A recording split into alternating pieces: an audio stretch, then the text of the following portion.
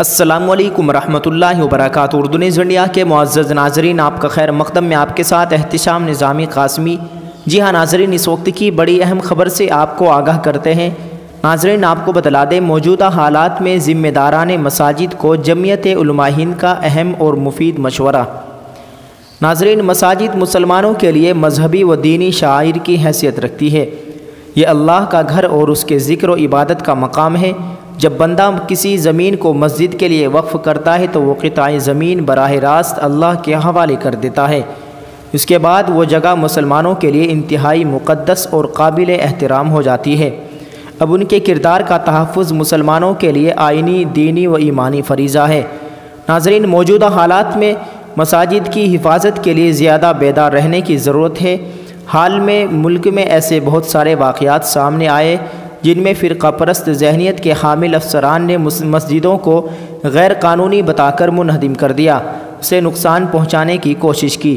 ناظرین، ان میں ہماری کمزوریاں بھی شامل ہیں، اس لیے ضروری ہے کہ موجودہ حالات میں مساجد کے ذمہ داران دانش مندی کا ثبوت دیں اور مندرجہ ذیل امور پر فوری توجہ فرمائیں تاکہ مساجد کے کردار کی حفاظت کی جا سکے۔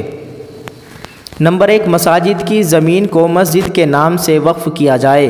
نمبر 2، مساجد کی تعمیر سے قبل اس کا نقشہ حکومت کے محکمہ تعمیر سے منظور کرایا جائے۔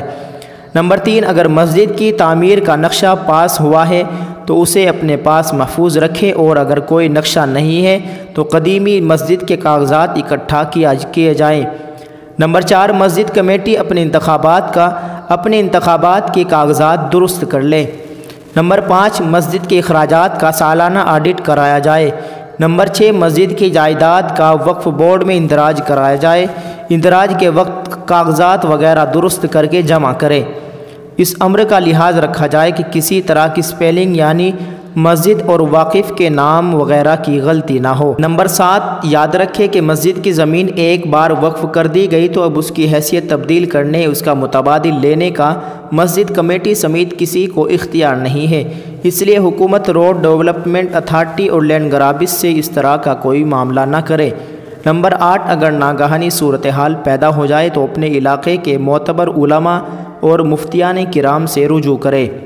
بحکم حضرت مولانا سید محمود اسد مدنی، صدر جمعیت علماء ہند۔ ناظرین، آپ سے گزارش ہے کہ آپ حضرت مولانا سید محمود اسد مدنی صاحب کے اس پیغام کو سبھی بھارتی مسلمانوں تک پہنچانے کی کوشش کریں۔ اللہ تعالیٰ آپ کو جزائے خیر عطا فرمائے۔ جزاک اللہ۔ السلام علیکم ورحمۃ اللہ وبرکاتہ۔